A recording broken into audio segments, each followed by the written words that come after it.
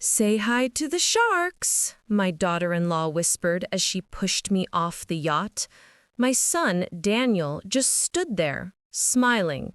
Their plan was to steal my $4 billion fortune.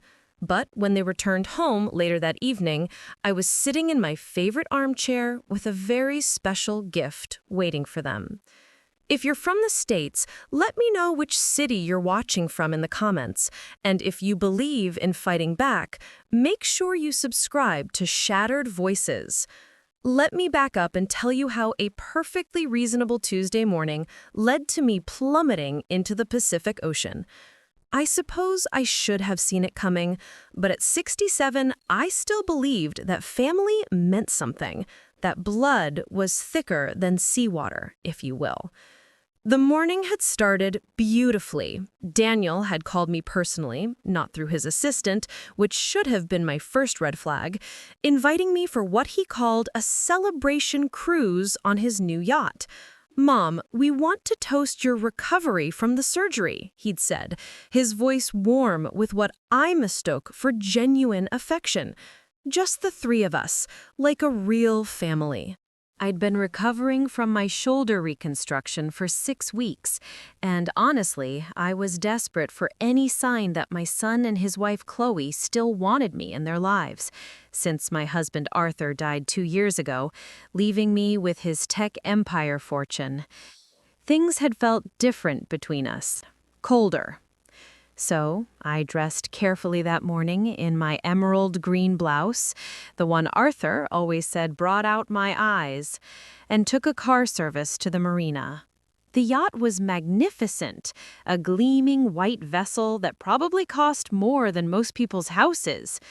Daniel greeted me at the dock with an embrace that felt performative, while Chloe watched from the deck, her smile sharp as broken glass. "Isn't she beautiful?" Daniel asked, gesturing to the boat. 45 feet of pure luxury. We're thinking of taking her to Mexico next month." What he didn't mention was that they'd bought it with the money I'd given them last year to invest in Daniel's startup.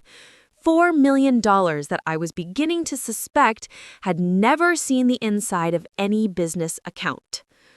The first hour was pleasant enough. We sailed into calm waters, the California coastline growing smaller behind us. Chloe served mimosas and talked about their plans to renovate the house, my old house, which I'd signed over to them after Arthur died because I thought downsizing to the penthouse would be simpler. But then Daniel started asking questions. Casual ones at first, about my will, about the trust arrangements, about whether I'd considered making changes to simplify things for them. "It's just that probate can be so complicated, Mom," he said, refilling my champagne glass with a little too much enthusiasm. "We want to make sure everything's taken care of." That's when I noticed Chloe filming me with her phone. Not openly, but holding it at an angle while pretending to take selfies, getting me on camera while I was drinking, while I was talking about financial matters, building some kind of evidence. The pieces clicked together with horrible clarity. The surgery I'd had. They'd insisted on handling all my paperwork afterward. The power of attorney documents they'd brought to the hospital, claiming it was just temporary, just to help with bills while I recovered. The way my financial advisor had stopped returning my calls. "Daniel," I said carefully, setting down my glass, "I'd like to go back to shore now." That's when his mask slipped completely. "I'm afraid that's not going to happen, Mom." His voice was different now, harder. "See, we need to have a conversation about your health, about your memory issues." Memory issues? I was sharper than both of them combined. "You've been showing signs of dementia," Chloe added, stepping closer. "We have it documented. The doctors agree that you're no longer capable of managing your financial affairs." That's absurd. But even as I said it, I realized how carefully they'd orchestrated this. The boat was miles from shore, no other vessels in sight, just the three of us, the ocean, and their plan to either convince me to sign over everything or... "Mom, we're trying to help you," Daniel said, but his eyes were cold as winter. "We can do this the easy way or the hard way." I stood up slowly, my shoulders still aching, but my mind crystal clear. "And if I refuse?" That's when Chloe smiled, really smiled. For the first time all day. Well, elderly woman, recent surgery, probably took too many pain medications, got disoriented on the boat. She shrugged. Tragic accidents happen all the time. I'd raised this man from diapers, taught him to drive, paid for his Ivy League education, his wedding, his house, and now he was standing there nodding along while his wife threatened my life. "You're both insane if you think you'll get away with this." "Actually, Mom, we've thought it through pretty carefully." Daniel pulled out a folder of papers. "Your signature here, transferring all assets to us immediately for your own protection, and we all go home happy." I looked at the documents, at my son's expectant face, at Chloe's phone, still recording. Then I looked at the ocean, vast and dangerous, and somehow less frightening than the two people who were supposed to love me. "Go to hell," I said. That's when Chloe moved behind me and whispered those words about sharks. The push wasn't violent. They were too smart for that. Just a sudden shove when I was off balance, looking out at the water. Over I went, emerald blouse and all, into the cold Pacific. As I hit the water, I heard Daniel shouting, "Mom, oh God, Mom!" But I also heard Chloe's voice lower, talking to someone on the phone. "Yes, we'll need you to file the emergency petition first thing Monday morning. She's clearly not competent to manage the estate." Then the water closed over my head, and I had bigger problems than their betrayal. I'm a strong swimmer. Tink Arthur and I used to do laps together every morning. But the cold shocked my system, and my clothes were dragging me down. I kicked off my shoes and broke the surface, gasping, just in time to see the yacht speeding away. They were actually leaving me there to die. That's when I spotted the fishing boat. Captain Hank Miller was exactly the kind of man who'd jump into shark-infested waters to save a drowning grandmother. 60-something, weathered from decades on the ocean, and possessed of the kind of moral compass that seemed to be missing from my own family tree. "Holy hell, lady! What happened to you?" he asked as he and his teenage grandson Leo hauled me aboard their fishing vessel. I was shivering uncontrollably, my teeth chattering so hard I could barely speak. Hank wrapped me in a blanket that smelled of salt and motor oil while Leo started the engine. My family," I managed between chattering teeth. "We saw them take off like a bat out of hell," Hank said grimly. "Didn't look back once. What kind of people leave someone floating in the middle of the ocean?" The kind who inherit $4 billion if I'm not around to stop them, I thought. But out loud I just said, the kind who aren't really family. Hank radioed the Coast Guard while Leo wrapped another blanket around me. "This is the Sea Serpent. We've got a woman we pulled from the water about 15 miles southwest of Monterey. She's conscious, responsive, but needs medical attention." "Wait," I said, grabbing Hank's arm. "Please don't let them know you found me. Not yet." Hank studied my face with the sharp eyes of someone who'd seen enough of life to recognize when someone was running for more than just cold water. "You in some kind of trouble?" "Yes, but not the kind you're thinking." I took a shaky breath. "I need to get to shore without anyone knowing I survived. Can you help me?" Leo looked at his grandfather uncertainly. "Grandpa, shouldn't we?" "Should and shouldn't are funny things. Sometimes doing the right thing doesn't look like following the rules." He keyed the radio again. "Coast Guard, this is Sea Serpent. False alarm on that rescue. Turned out to be debris in the water. All clear." As we headed toward a small private dock Hank knew, I told them everything about Daniel and Chloe, about the money, about the documents they wanted me to sign. Hank listened without interruption, his expression growing darker with each detail. So they figured they'd rather be rich orphans than broke kids with a living mother, Hank said when I finished. Apparently so. What are we going to do? That was the question, wasn't it? What was I going to do? I was officially dead as far as Daniel and Chloe knew. They'd go back to shore, call the authorities, report me missing overboard, play the grieving family while they executed whatever legal documents they'd prepared. But here's the thing about being supposedly dead. It gives you options you never had while you were alive. I'm going to let them think they won, I said, surprised by how calm my voice sounded. And then I'm going to destroy them. Hank grinned for the first time since pulling me from the water. Now that sounds like a plan worth helping with. Leo dropped us at a tiny dock in a cove I'd never seen before.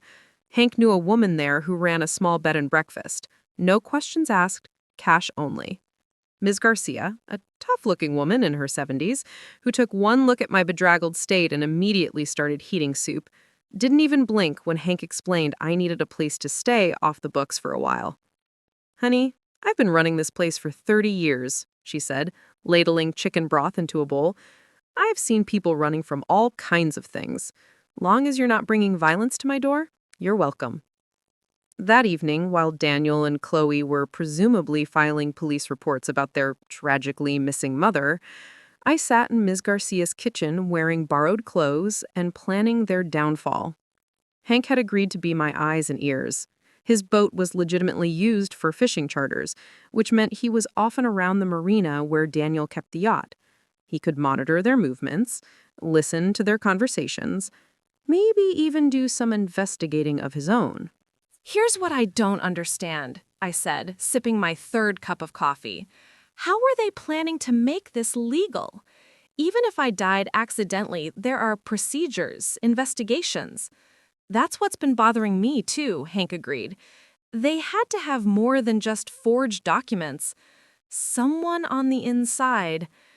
That night, I made a list of everyone who'd had access to my financial information since Arthur died.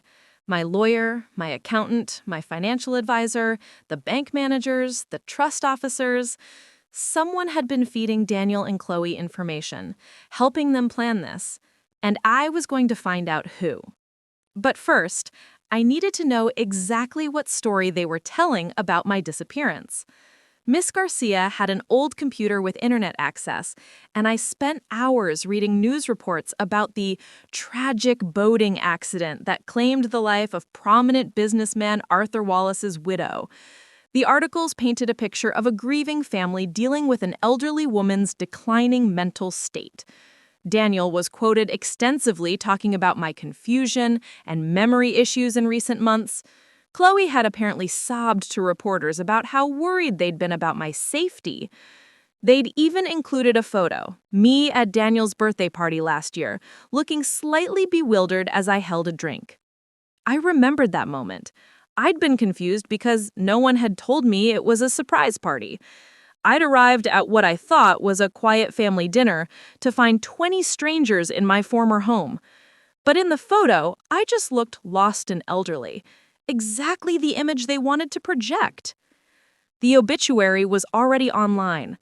Eleanor Wallace, beloved mother and grandmother, passed away in a tragic boating accident while enjoying an outing with her devoted family. In lieu of flowers, the family requests donations to the Alzheimer's Association. Even in death, they were spinning the narrative of my supposed mental decline. Bastards, I muttered, closing the laptop. Miss Garcia looked up from her knitting. Planning something special for them? Oh yes, something very special indeed. The funeral was surprisingly well attended for someone who was supposedly dying of dementia. I watched from across the cemetery through binoculars Hank had borrowed from his fishing gear, hidden behind a mausoleum that gave me a perfect view of the proceedings. Daniel had spared no expense. Premium casket, empty of course, elaborate flower arrangements, a professional program with my photo on the front. He and Chloe stood at the graveside in perfectly coordinated black, accepting condolences from friends, business associates, and people I barely recognized. What struck me most was how genuinely sad some of the mourners looked. My neighbor Barbara was crying openly, my book club friends had come, even Dr. Evans, who'd handled my shoulder surgery, was there looking somber. These people genuinely cared about me, and Daniel and Chloe were accepting their sympathy while knowing full well I was alive. "See anything interesting?" Hank whispered, crouching beside me. "Besides my son giving an Oscar-worthy performance? Look at who's not there." Hank adjusted his own binoculars. "Like who?" "My financial advisor, Richard Stern. My lawyer, Patricia Chen. My accountant, Michael Adams." I lowered the binoculars, pieces clicking into place.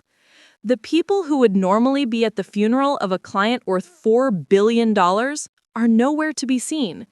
Maybe they're busy with the estate stuff. Maybe. Or maybe they can't look people in the eye while they're part of this scheme. After the service, I watched Daniel and Chloe work the crowd like politicians, shaking hands, accepting hugs, playing their roles perfectly. But I also noticed how quickly they ushered people away when anyone started asking detailed questions about my final days. That afternoon, Hank drove me back to Miss Garcia's in his pickup truck, taking a roundabout route to avoid any chance encounters. I had been officially dead for 4 days now, and I was starting to understand the unique advantages of my situation.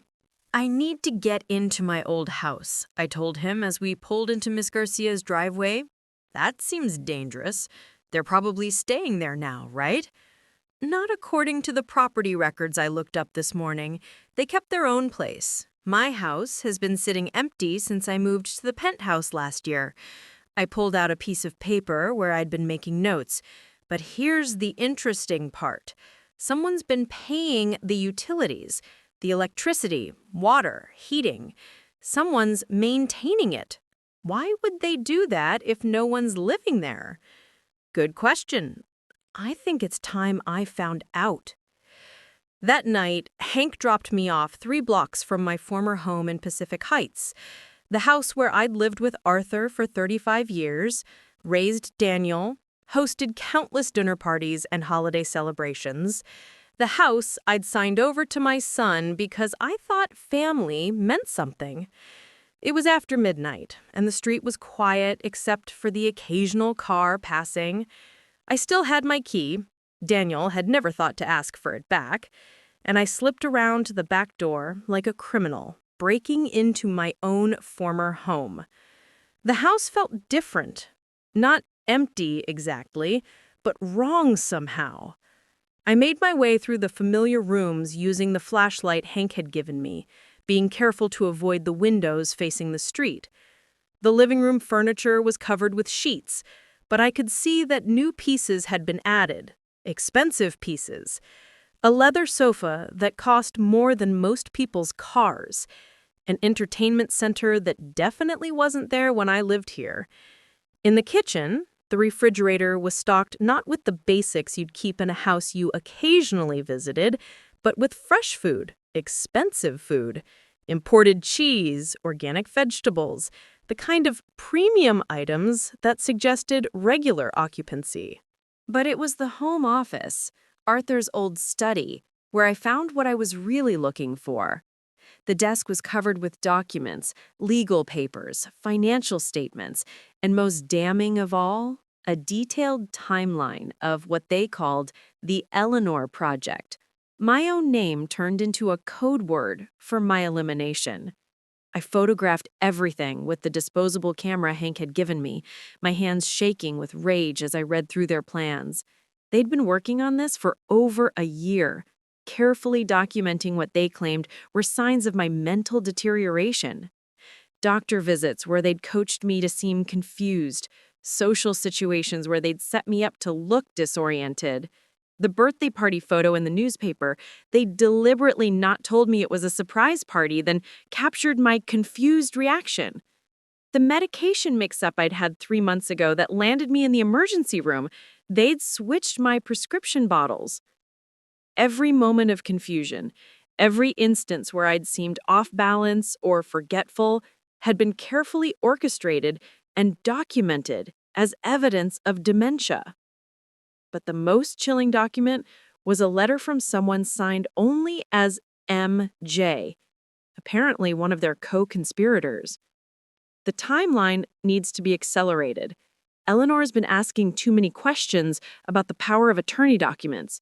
If she gets suspicious and goes to a lawyer independently, everything falls apart. I recommend moving to Phase 3 within the next 2 weeks. Phase 3, according to the timeline, was my death. I was photographing the last document when I heard a car door slam outside.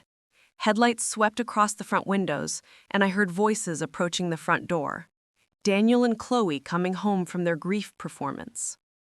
I quickly gathered my things and headed for the back door, but I could hear their conversation as they entered. "You think the Henderson woman bought it?" She was crying too hard to think straight. Besides, what's she going to investigate? Mom fell off a boat. It happens. What about the will? Probate opens Monday. MJ says we'll have full access to the accounts within 6 weeks. I slipped out the back door and into the garden, my heart pounding. But as I crept along the side of the house toward the street, I heard something that stopped me cold. A baby crying. There was a baby in my former house. Daniel and Chloe had never mentioned having a child, which meant there was more to the story than I had realized. The baby changed everything. As I crouched behind the hydrangea bushes I'd planted 20 years ago, listening to the sound of an infant crying in my former home, I realized this wasn't just about my money. This was about something much bigger. Hank picked me up at the corner 15 minutes later, and I was still shaking as I climbed into his truck. "You look like you've seen a ghost," he said. "Worse, I've seen my replacement." I told him about the baby, about the documents, about the mysterious MJ who seemed to be orchestrating everything. "A baby," Hank repeated slowly. "They never mentioned having a kid. Never. And Daniel always said he and Chloe weren't ready for children, said they were too focused on their careers." I pulled out my disposable camera. I need to get these photos developed, but not at any place they might have connections. Hank knew a guy in Monterey who ran a 1-hour photo shop and didn't ask questions. While we waited for the pictures, we sat in Hank's truck, drinking coffee from a gas station and trying to piece together the puzzle. "So they've been planning this for over a year," Hank said, studying my notes. "Systematically making you look incompetent, documenting everything, getting someone inside your financial team to help them? And now there's a baby involved, which means either they've been lying about having children or..." I stopped, another possibility occurring to me. "Or the baby isn't theirs." "What do you mean?" "Think about it. If they've been planning to steal my fortune, they'd want to make sure they have a legitimate heir, someone to inherit everything if something happened to them. But they need a child with the right bloodline, the right legal claim." Hank looked at me with concern. "You think they stole a baby?" "I think they did something. And I think MJ, whoever that is the key to understanding what." The photos were devastating when developed. Clear evidence of their year-long conspiracy, complete with timelines, fake medical reports, and financial projections showing how they planned to spend my money. But the most disturbing photo was the last one, a birth certificate I'd almost missed, tucked under other papers. Baby Wallace, born 3 weeks ago. Mother, Chloe Wallace. Father, Daniel Wallace. But I'd been around Chloe just 4 days ago on that yacht. She definitely wasn't recovering from childbirth. "This birth certificate is fake," I told Hank, "completely fabricated." "So whose baby is it?" That night, I couldn't sleep. I lay in Miss Garcia's guest room, staring at the ceiling and thinking about everything I'd learned. My son and daughter-in-law had spent over a year systematically destroying my reputation, planning my murder, and forging documents to steal my fortune. And now they had a baby whose existence they were hiding from the world. The next morning, I made a decision that surprised even me. "I'm going back," I told Hank over breakfast. "But not to the house. I'm going to follow them." "That's dangerous as hell, Eleanor. If they see you..." "They won't, because as far as they know, I'm fish food." I spread out a local map on Miss Garcia's kitchen table. "Look, they have to take the baby somewhere during the day. Daycare, babysitter, something. Babies don't just disappear for 8 hours while their parents play grieving family. Hank studied the map doubtfully. And what are you hoping to find?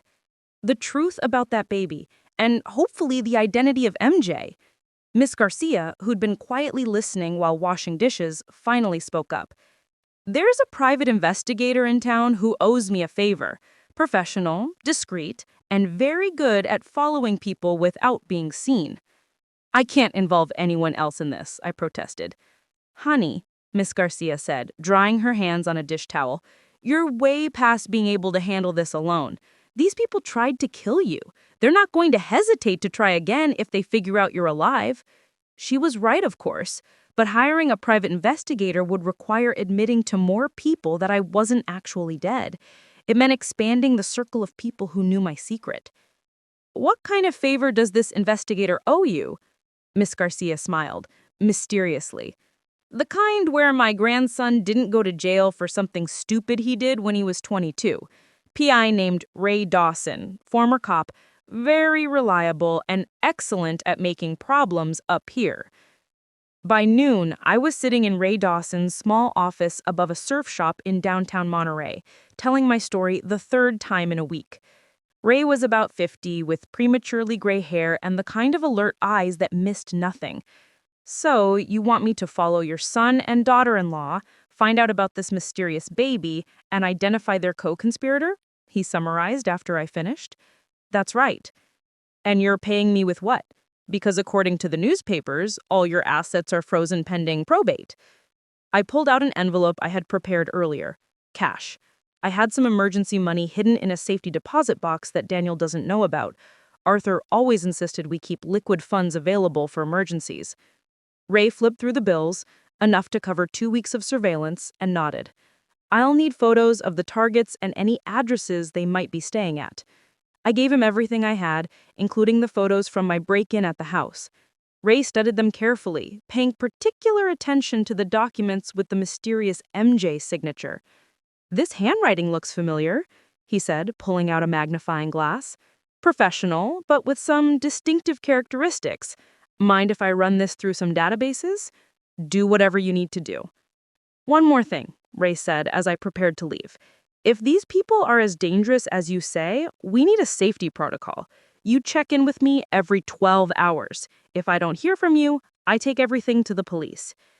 I agreed, though I hoped it wouldn't come to that. The less official involvement, the better, at least until I understood exactly what Daniel and Chloe had done. That afternoon, I went back to Miss Garcia's and waited and planned. Because now I had help, real help, professional help, and in less than 24 hours, I was going to know exactly who had tried to kill me and why. Ray Dawson was worth every penny I paid him. By the end of the second day, he had more information about Daniel and Chloe's activities than I'd learned in months of living with them. Your son has been very busy since you allegedly died, Ray said, spreading photographs across Miss Garcia's kitchen table. Multiple meetings with lawyers, 2 visits to the bank, and 3 separate trips to a private medical facility outside San Jose. Medical facility? Whitman Reproductive Services. Very exclusive, very expensive, and very discreet. Ray pointed to a photo of Daniel and Chloe entering a modern glass building. They specialize in surrogacy arrangements for wealthy clients who want to maintain privacy. The pieces were clicking into place, and the picture they formed made my stomach turn. They bought a baby. Looks like it. And not just any baby. They specifically requested a newborn that could pass for their biological child. According to my contact at Whitman, the arrangements were made 8 months ago, paid for in cash, with instructions to have the birth certificate pre-prepared. Miss Garcia sat down 3 cups of coffee and joined us at the table. So they planned your death, bought a baby to inherit your fortune, and had someone inside your financial team helping them? And about that, Ray said, pulling out another photo, I think I found MJ. The photo showed a woman in her 40s with short auburn hair and an expensive briefcase shaking hands with Daniel outside a downtown law office. She looked vaguely familiar, but I couldn't place her. Miranda Jacobs, Ray continued, partner at Jacobs in Sterling. They handle estate planning for several prominent Silicon Valley families. Jacobs, I repeated. Wait, Michael Adams is my accountant. Are they related? Married.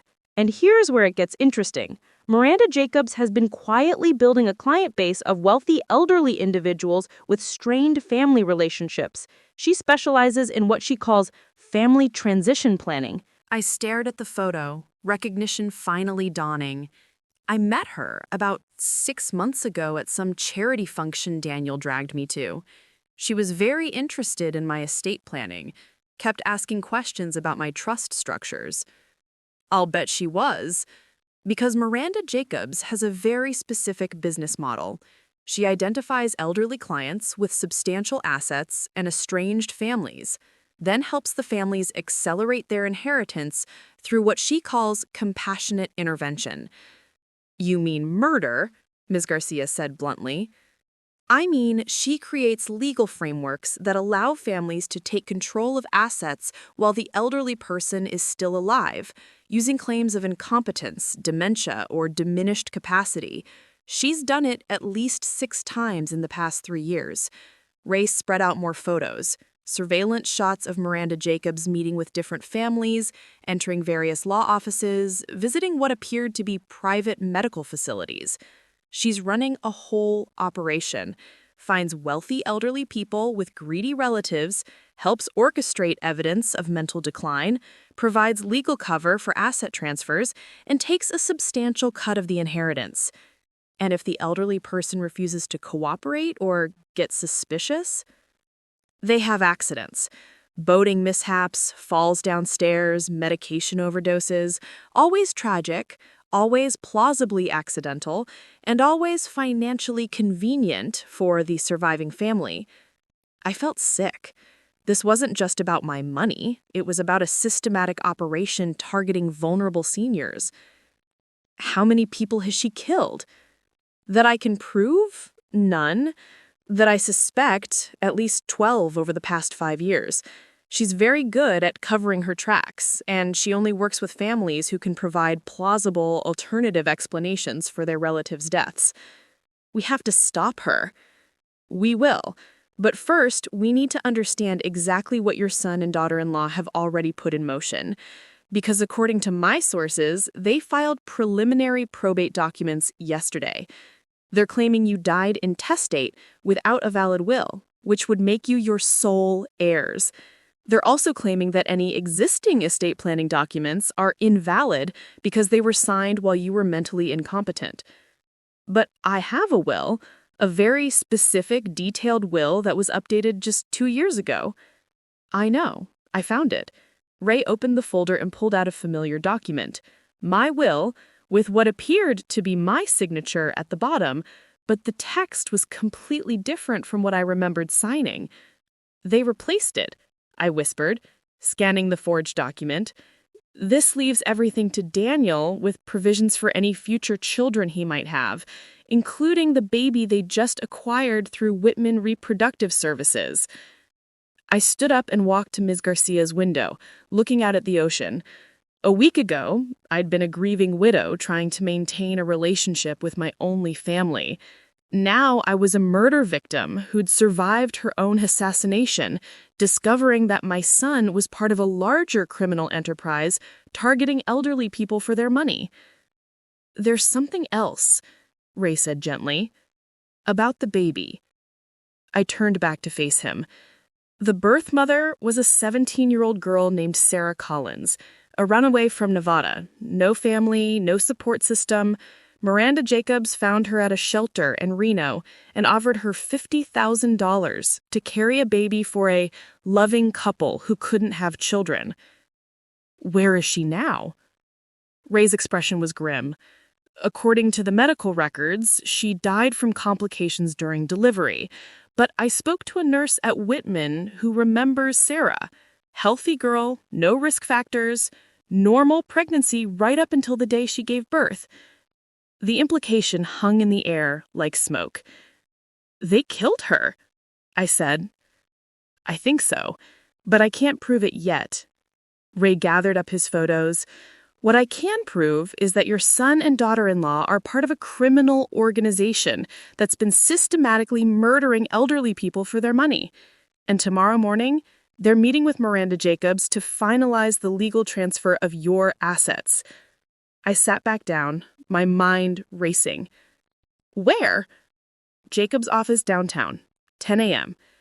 I looked at Ms. Garcia, then at Ray, then at the photos spread out across the table showing my son shaking hands with a professional killer. Then it guess it's time for Eleanor Wallace to rise from the dead. The hardest part about planning your return from the dead is deciding which audience gets the shock first. I could confront Daniel and Chloe privately, giving them a chance to explain themselves, but that assumed they deserved an explanation. Or I could make my resurrection public, letting them discover I was alive the same way the rest of the world would. I chose option 3, strategic haunting. You want to what? Ray asked when I explained my plan. I want them to know I'm alive, but not know how much I know about their operation. I want them scared, off balance, making mistakes. Miss Garcia nodded approvingly. Psychological warfare. I like it. The plan was simple but effective. While Daniel, Chloe, and Miranda Jacobs were in their downtown meeting dividing up my assets, I would be making my presence known in more subtle ways. Ray had discovered that they were keeping the baby at Daniel's house during the day with a private nurse who'd been hired through one of Miranda Jacobs's front companies. The nurse, a woman named Carol Peterson, had no idea she was caring for a baby that had been essentially purchased through the death of its teenage mother. Carol's a good person, Ray assured me after running a background check. Single mom, nursing degree, clean record. She probably thinks she's helping a legitimate family with childcare. Then she deserves to know the truth.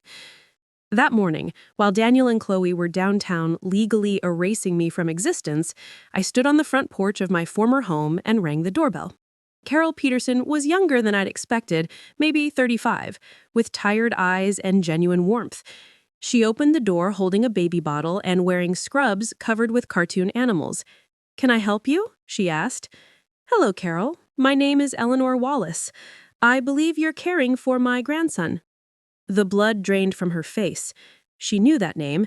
It had been all over the news for the past week. The wealthy widow who died in a boating accident. You're dead? Yes, I've been reading about that. Fascinating story, though not entirely accurate. I smiled gently. May I come in? I think we need to talk.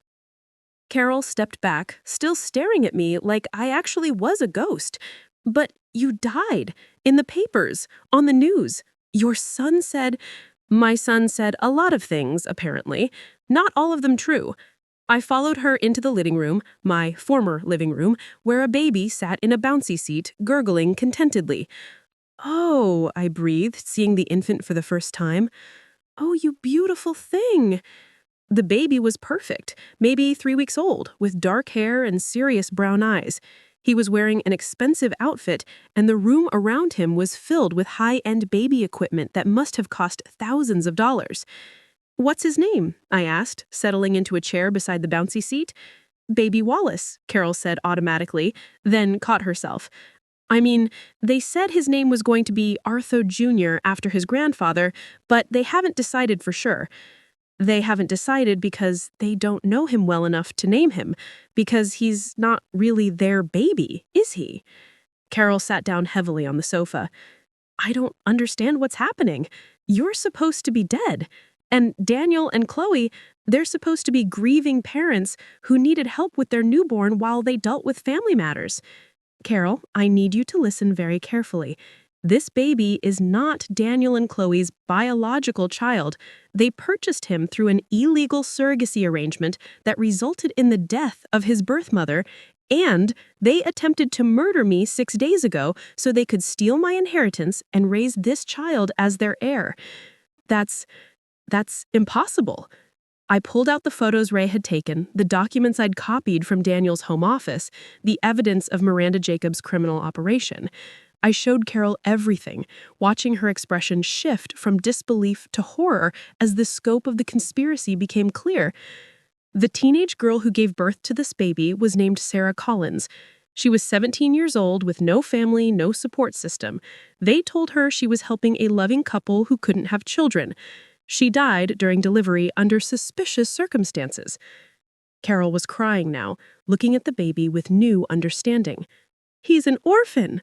Yes, and if Daniel and Chloe get away with this, he'll grow up thinking they're his parents, never knowing his real mother died to give him life. What do you want me to do? I want you to take pictures. Document everything you can about how they treat him, what they've told you, who else has been involved. And then I want you to help me make sure this baby grows up knowing the truth about where he came from. Carol wiped her eyes and nodded. His real name should be Arthur Sarah Wallace, after his grandfather and his birth mother. That's perfect. I spent an hour with Carol and baby Arthur Sarah Wallace, taking photos, documenting the setup in my former home, and explaining what would happen next. Carol agreed to continue caring for the baby while secretly gathering evidence and keeping me informed about Daniel and Chloe's activities. They'll be back around noon, she told me as I prepared to leave. They always come home for lunch to check on him, make phone calls, handle business. Perfect. By then, they'll have received my first message. While I had been talking to Carol, Ray had been busy downtown. He'd parked across from Miranda Jacobs' office building with a telephoto lens, taking pictures of Daniel and Chloe entering the building, meeting with Jacobs, shaking hands over what they thought was my legal death certificate. But the real gift was what Hank had delivered to their lawyer's office while they were in the meeting. I'd written a simple note on elegant stationery. Dear Daniel and Chloe, reports of my death have been greatly exaggerated. We need to talk. Love, Mom. P.S. Give my regards to little Arthur Sarah. He's beautiful. The note was delivered by messenger at exactly 11:47 a.m., while they were still in Jacobs' office finalizing the probate paperwork. According to Ray, who watched from across the street, all three of them came running out of the building within minutes of receiving the note, their faces white with panic. The psychological warfare had begun.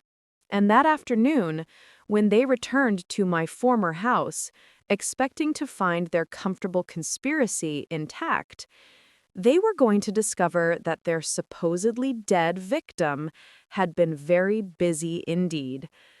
Because I wasn't just alive, I was angry. I was armed with evidence, and I was ready for war. I was sitting in my favorite armchair, the one Arthur had bought me for our 20th anniversary, when Daniel and Chloe came home from their meeting with Miranda Jacobs. I'd positioned myself so I'd be the first thing they saw when they walked through the front door of what used to be my house. The look on their faces was worked 6 days in the Pacific Ocean. "Hello, darlings," I said pleasantly, not getting up. "How was your meeting? I hope you didn't sign anything important while I was away." Chloe screamed. Actually screamed like she'd seen her worst nightmare come to life, which I suppose she had.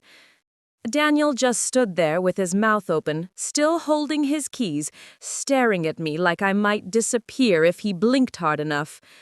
"Surprised?" I asked. I have to say, the reports of my death were terribly premature, though I did enjoy reading my own obituary. Alzheimer's donations? Really? That was a nice touch. Carol appeared from the kitchen, carrying baby Arthur Sarah. She'd been waiting in the back of the house as we'd planned, ready to witness whatever happened next. "Mrs. Wallace asked me to bring the baby out," Carol said nervously. "She wanted to meet her grandson properly." "Her grandson?" Vanessa found her voice, though it came out as a croak. "Carol, this woman is dead," I supplied helpfully. "Yes, we covered that. Turns out drowning is harder than it looks, especially when there are good people around to pull you out of the water." Daniel finally managed to speak. "Mom, we thought the Coast Guard searched." "The Coast Guard searched for debris, not survivors. Funny how that works when no one actually reports a person overboard." I accepted the baby from Carol, settling him comfortably in my arms. "Hello, little Arthur Sarah. I'm your real grandmother, not the kind who tries to buy you with blood money," His name isn't Arthur Sarah, Chloe snapped, some of her composure returning. His name is whatever we decide to name him, because he's our son. Is he? I looked down at the baby, who was looking back at me with those serious brown eyes. Tell me, Chloe, when exactly did you give birth? Because 4 days ago on that yacht, you certainly didn't look like someone who'd delivered a baby 3 weeks earlier. The birth was private. Yes, I'm sure it was very private indeed. So private that the actual mother died during delivery under mysterious circumstances. I looked up at them both. Did you know her name was Sarah Collins? 17 years old, from Nevada. No family to ask questions when she disappeared. The silence in the room was deafening. Carol gasped, covering her mouth with her hand. "That's impossible," Daniel said, but his voice lacked conviction. "We would never—" "Never what?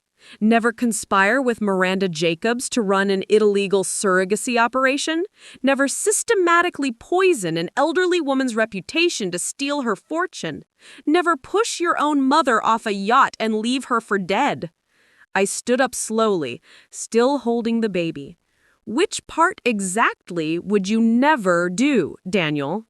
Chloe recovered first, her shock transforming into the cold calculation I'd seen on the yacht. "Prove it. You can make all the accusations you want, but proving any of it is another matter entirely." "Oh, darling," I said, smiling for the first time since they'd walked in. "You really shouldn't have said that." "Carol, would you mind taking Arthur Sarah to his room for his nap?" I asked, not taking my eyes off Daniel and Chloe. "The grown-ups need to have a conversation." After Carol left with the baby, I walked over to the mantelpiece, where Daniel had displayed several family photos, none of which included me, I noticed. "Sit down," I said, my voice carrying the authority that once ran Arthur's household staff. "Both of you." They sat, still looking shell-shocked. "Let me tell you what I've been doing for the past week, while you've been planning my funeral and dividing up my assets." I pulled out a manila folder from behind the chair cushion. "I've been investigating and learning and documenting." I spread the photographs Ray had taken across the coffee table. Daniel and Chloe meeting with Miranda Jacobs. Multiple visits to Whitman Reproductive Services. Financial documents showing the cash payments for the baby.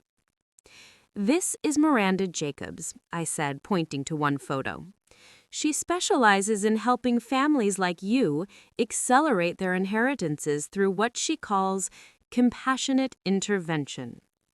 In plain English, she helps greedy relatives murder elderly people for their money."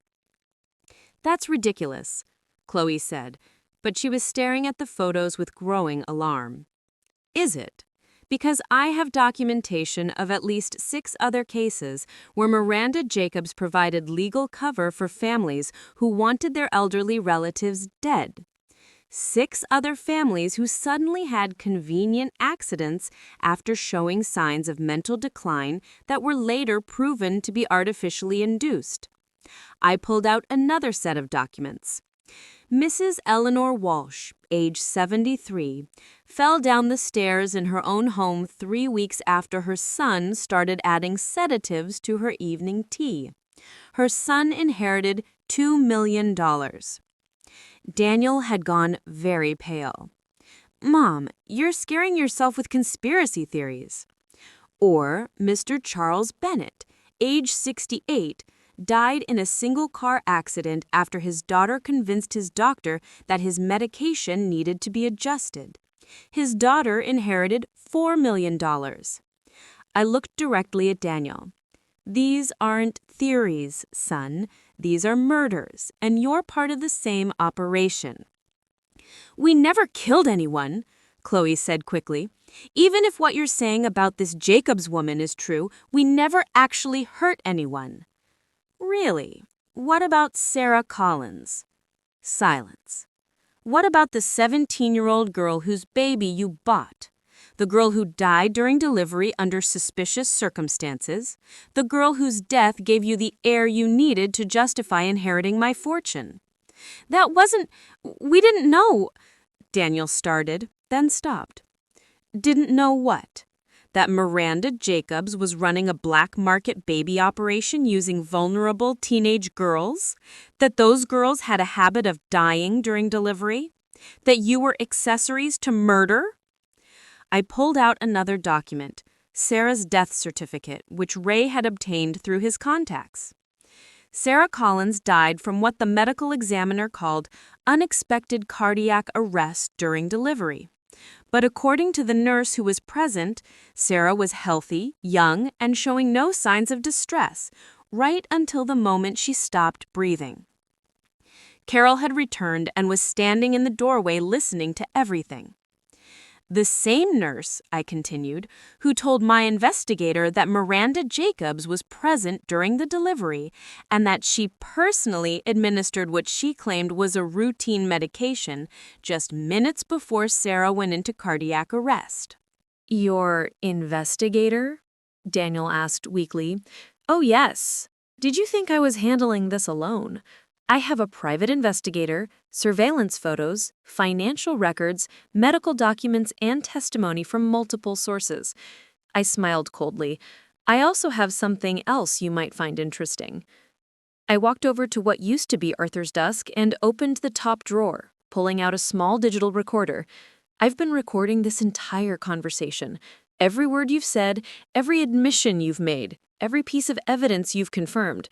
I held up the recorder. Did you know that in California, only one party needs to consent to recording a conversation? And since this is taking place in what used to be my home, I think I qualify as a consenting party. Chloe jumped to her feet. You can't use that in court. It's entrapment or something. Actually, it's evidence. Evidence of conspiracy, fraud, and accessory to murder. Evidence that will put both of you in prison for a very long time. Daniel finally found his voice. What do you want? What do I want? I laughed, and it wasn't a pleasant sound. I want my money back.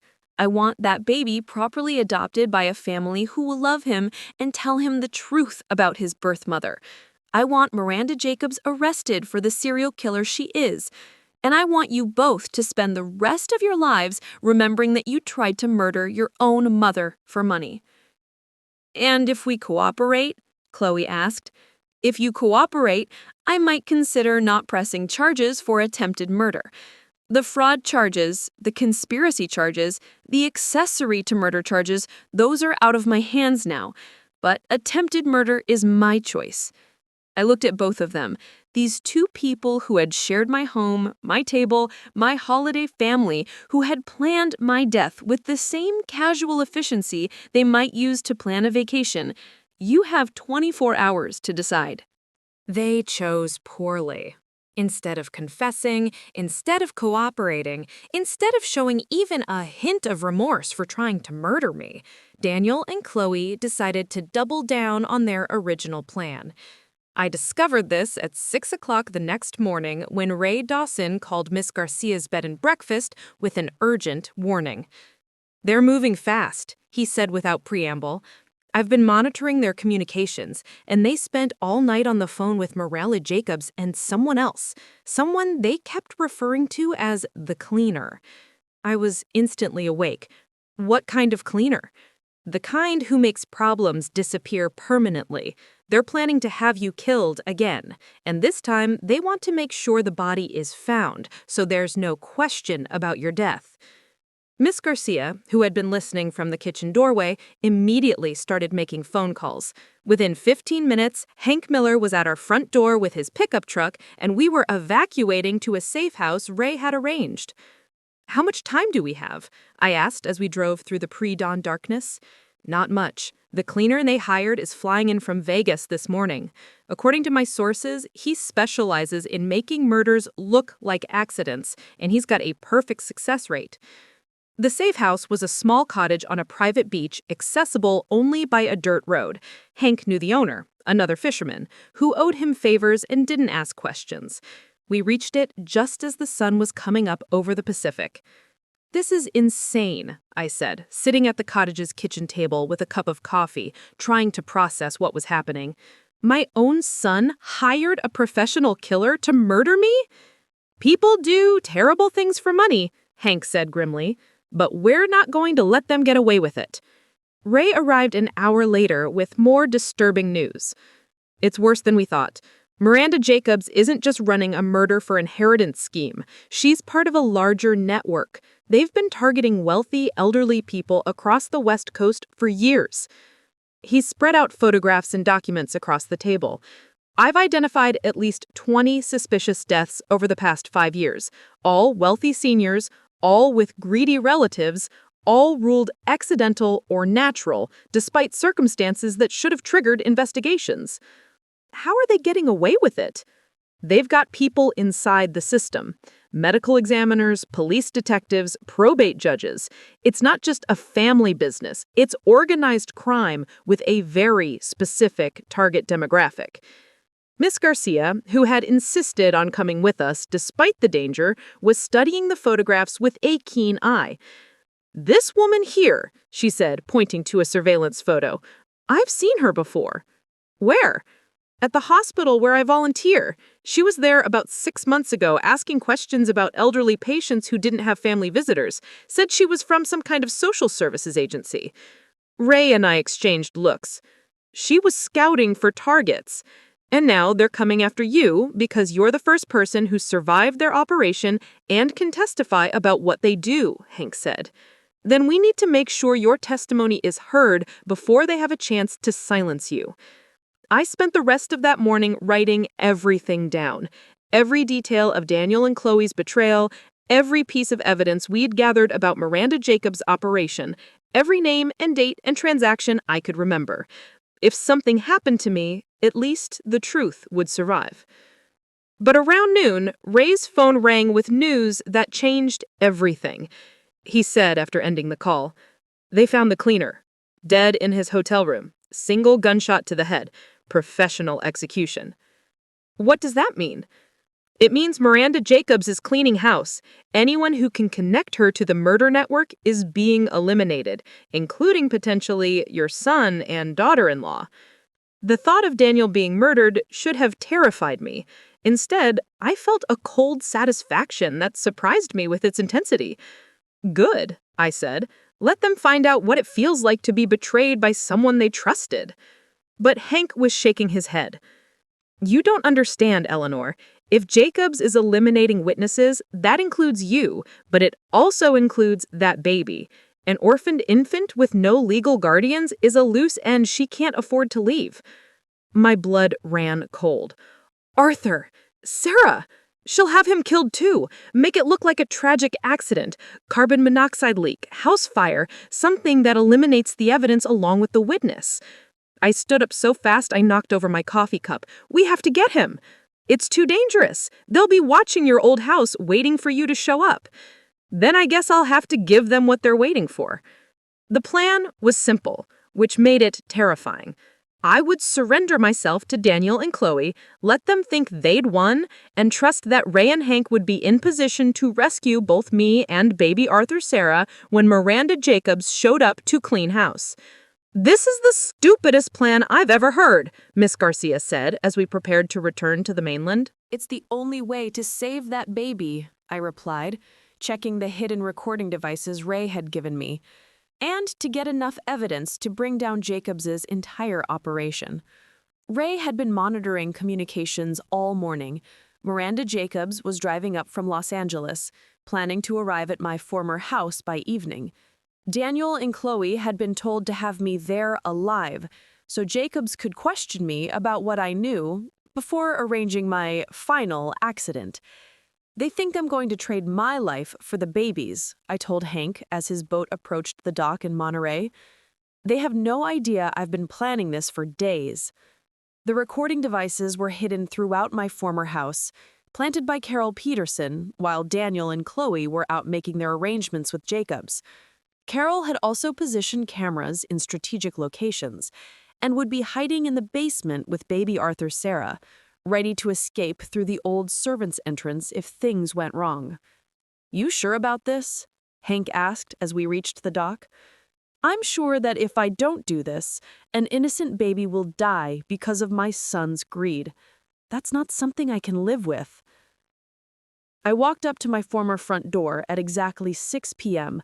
As arranged, Daniel answered, looking haggard and frightened. "Mom," he said, and for just a moment I heard my little boy in his voice, the child I'd raised, loved, sacrificed for. "Hello, Daniel. I'm here, as promised."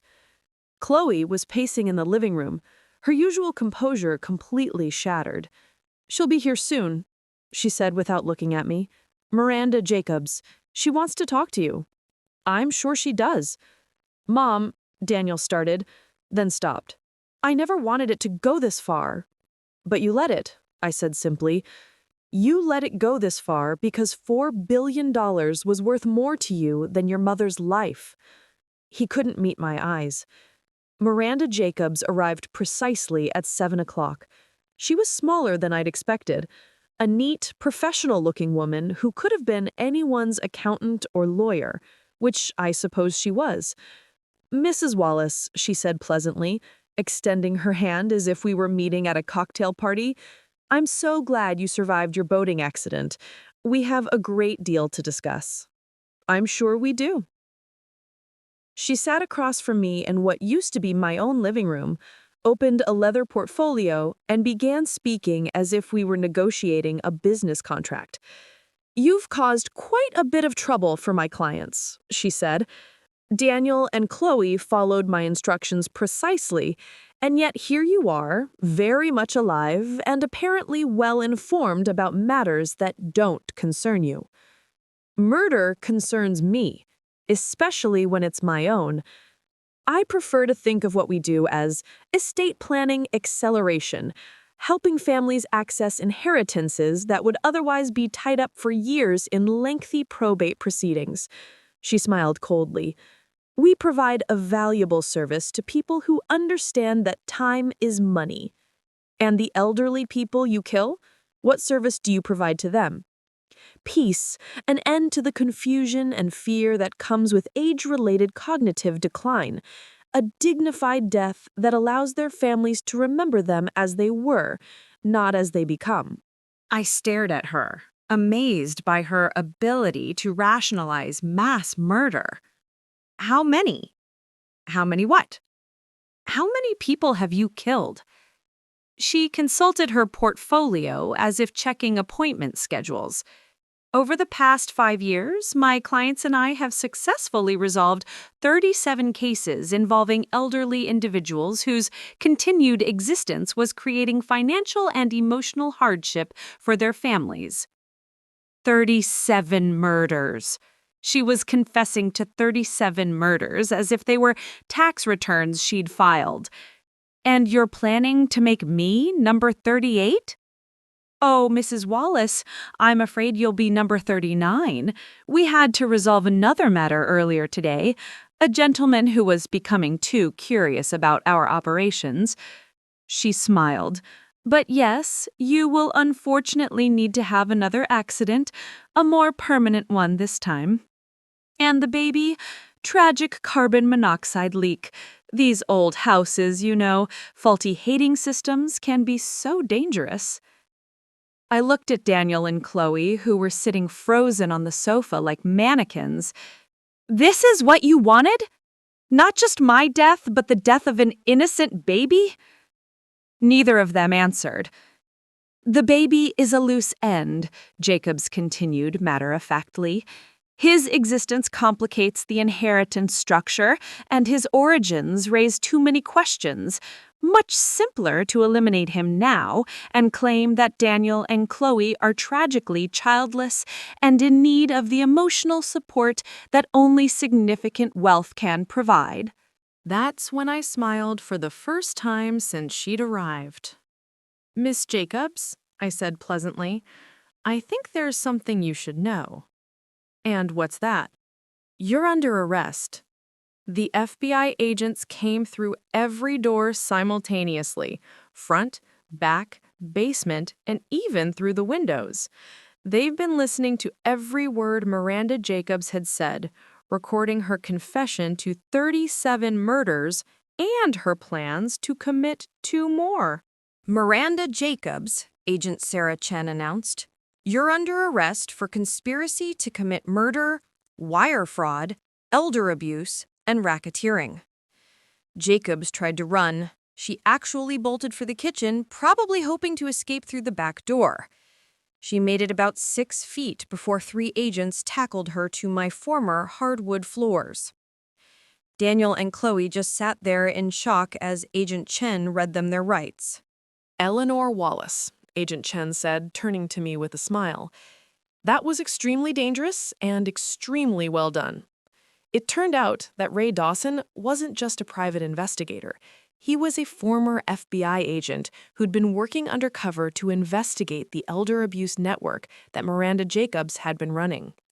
My case had provided the perfect opportunity to get Jacobs to confess on tape to her entire operation. We've been tracking her for 2 years, Agent Chen explained as the house filled with crime scene technicians. But she was too careful, too smart. She never directly participated in the murders. She always used intermediaries and made sure she had plausible deniability. Until today.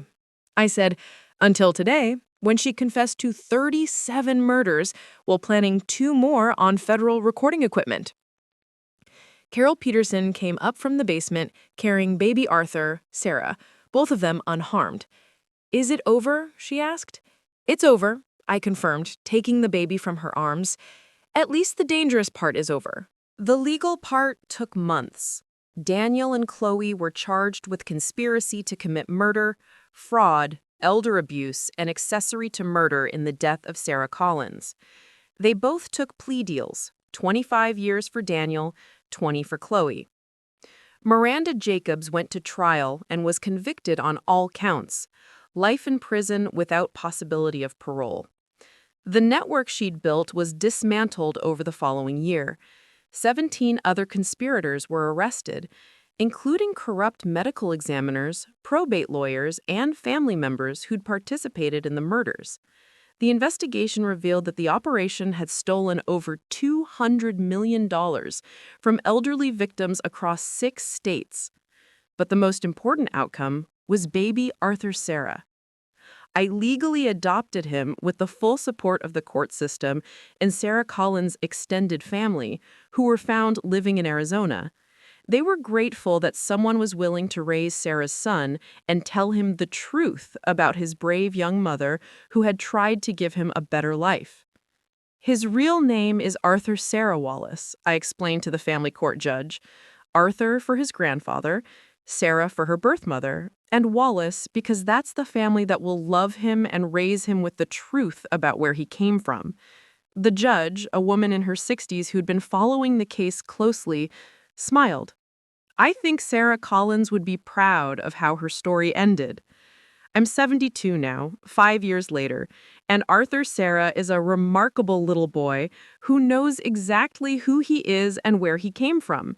He knows his birth mother was a brave teenager named Sarah who wanted him to have a good life.